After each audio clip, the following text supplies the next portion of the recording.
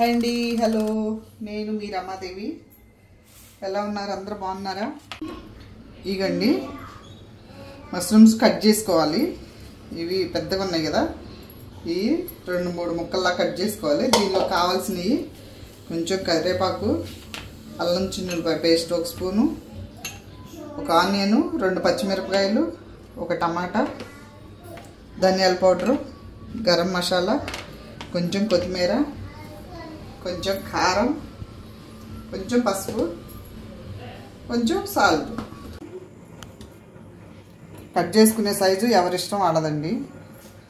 నేనైతే కొన్ని పెద్దవి 4 ముక్కలు కట్ చేసాను, చిన్నవి 2 ముక్కలే కట్ చేసుకున్నా. ఇప్పుడు స్టవ్ మీద బాండి పెట్టి ఆయిల్ అండి.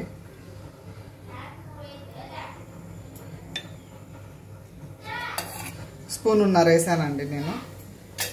కొంచెం పోపు గింజలండి, కొంచెం 1/2 టీ స్పూన్ జీలకర్ర, 1/2 టీ స్పూన్ జీలకర్ర అండి. తర్వాత ఆనియన్, పచ్చిమిరపకాయలు,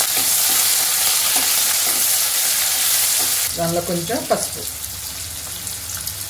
మనం వేగేదాకా మంచిగా వేగించుకోవాలి అండి. ఒక టమాటా చూపిస్తా కదా ఇందాక, టమాటా కూడా వేసాను. 1 స్పూన్ అల్లం చిన్నులపాయ పేస్ట్ అండి.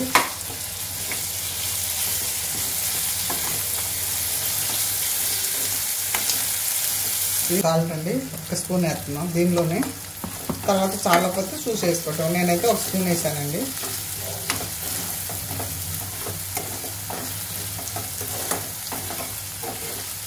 ఇవన్నీ కట్ చేసి పెట్టుకున్న మష్రూమ్స్.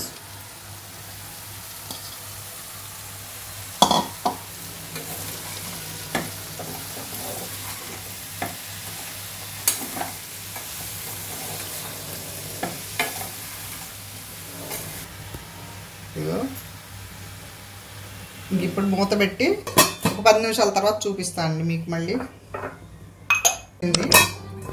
చూద్దాం మూత తీసి. 10 మినిట్స్ అయిందండి. ఇవి ఉడకడానికి దగ్గరికి వచ్చింది. ఇంకొక 5 నిమిషాలు ఉంచితే అయిపోతుంది. ఇంకొక 5 నిమిషాలు ఉంచిన తర్వాత మనం మసాలాలు వేసుకుందాం. ఇంకొంచెం ఉడకాలండి.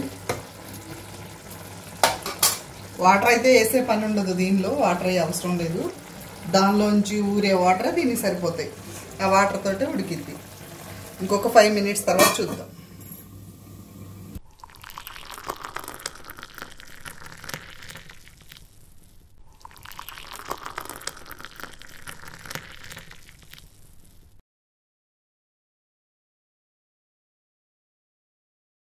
కొంచెం కొత్తిమీర,